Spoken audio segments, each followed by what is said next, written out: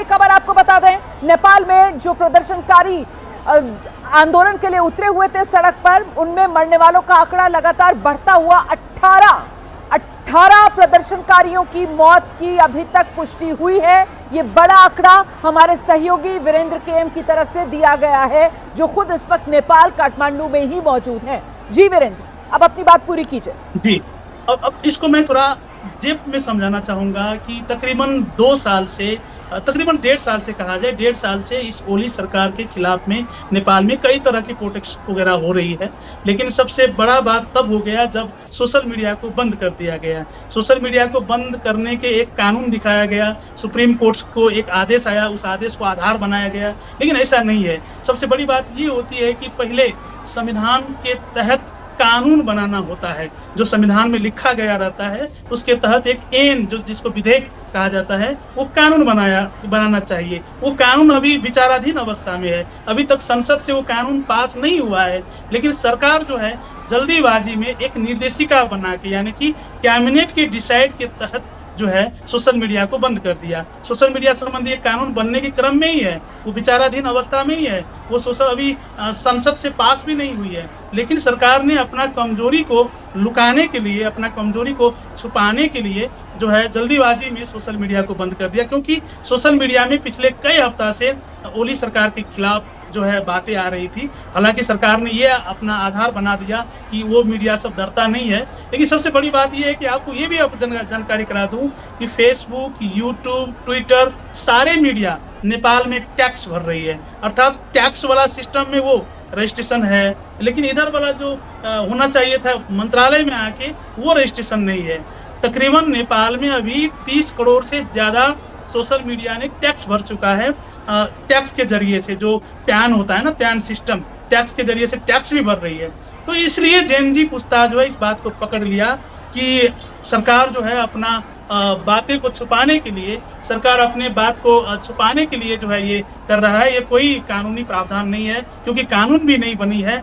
ये सब की वजह से ये किया गया। हालांकि ये आज का जेनजी का जो आंदोलन है, प्रदर्शन है, ये कल ही घोषणा कर दिया गया था कि हम, हालांकि सीडीओ ने स्वीकृति भी दे दी गई थी, पूर्व स्वीकृति लिया गया आंदोलन है। ऐसा नहीं है कि कोई अचानक सी हो गई हो, एक दिन पहले से तैयारी किया गया था। बकायदा कहा गया था कि 28 साल से नीचे उम्र के ही लोग इस प्रदर्शन में रहेंगे। इसमें सरकार को कम से कम चाहिए था कि संयमता अपनाए, सरकार को कम से कम शांतिपूर्ण तरीका से साथ देनी चाहिए थी। लेकिन उन्होंने शो नहीं किया। खास करके जेनजी ग्रुप जब संघीय संसद पे चढ़ना शुरू कर दिया, संघीय संसद के वाल पे चढ़ना शुरू कर दिया, तब जाके गोली शुरू हो गई। हालांकि ये बाकी बात तो सरकार अपना बताएंगे, कैबिनेट के डिसाइड से और बात बताएंगे। लेकिन वास्तविकता यथार्थ जो हमने देखा है वो यही है रोमाना।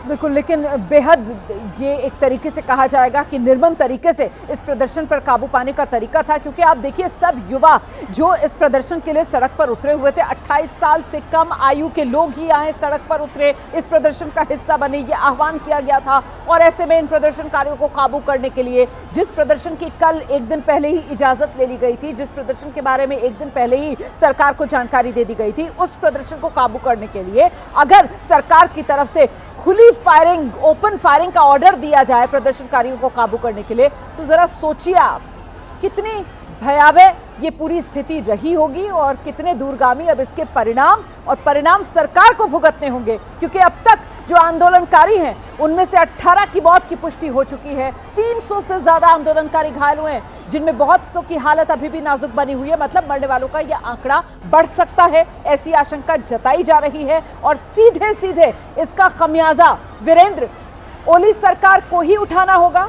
ओली सरकार को ही अब इसकी कीमत चुकानी होगी और सत्ता से हटना एक विकल्प अब यही क्या रह गया है ओली सरकार के सामने, भले ही उसमें कुछ समय लगे। वीरेंद्र जी बिल्कुल। हालांकि जो भी विपक्षी दल है, यानी कि राष्ट्रीय स्वतंत्र पार्टी, नेकपा माओवादी, सारे दल के लीडर जो है खुलेआम ट्विटर पे लिख रहे हैं, खुलेआम फेसबुक पे लिख रहे हैं कि सरकार इस्तीफा दो, ओली सरकार इस्तीफा दो, ये सरकार भंग होनी चाहिए, इस तरह से लिख रही है। क्योंकि 1 घंटा पहले से फेसबुक, ट्विटर वगैरह चलना शुरू हो गया है नेपाल में। एक्स जो है, ट्विटर का दूसरा नाम एक्स, तो सारा सोशल मीडिया चलना शुरू हो गया है। हालांकि आधिकारिक तौर पर घोषणा नहीं की गई है, लेकिन विपक्षी नेताओं को माने, विपक्षी नेताओं ने जो अपना धारणा रखना शुरू कर दिया है।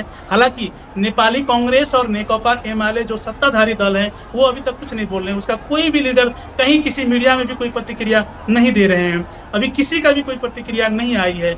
लेकिन इधर बाकी जो विपक्षी वाले दल हैं, सारे विपक्षी दल जो है ये आह्वान करना शुरू कर दिया है, ये मांग करना शुरू कर दिया है।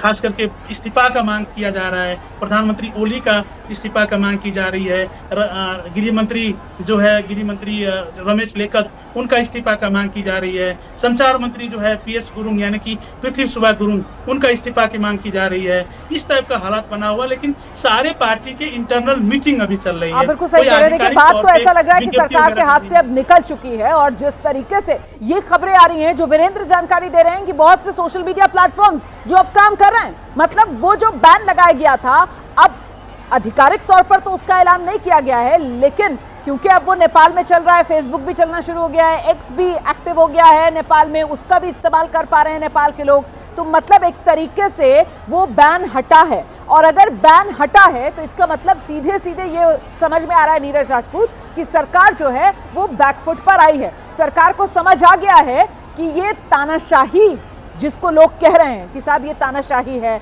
आपने हमारी आवाज दबा दी है, बोलने दो सरकार, यही तो वो नारा था, यही तो वो मांग थी जिसको लेकर प्रदर्शनकारी उतरे थे। तो सरकार अब समझ रही है कि इस मांग को मानना ही एकमात्र विकल्प है अभी अगर सत्ता में बने रहना है तो। नीरज।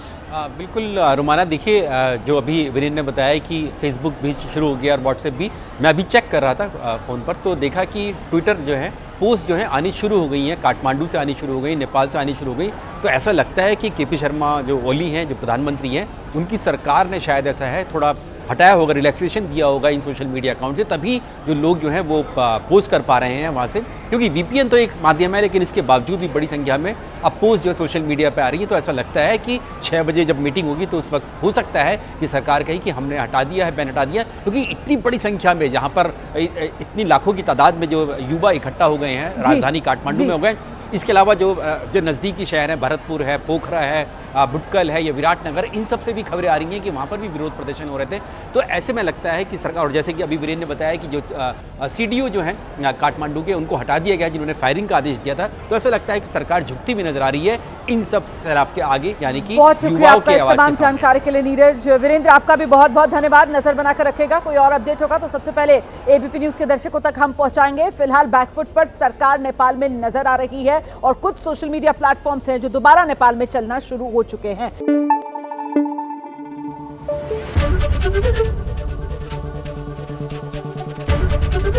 ABP न्यूज आपको रखे आगे।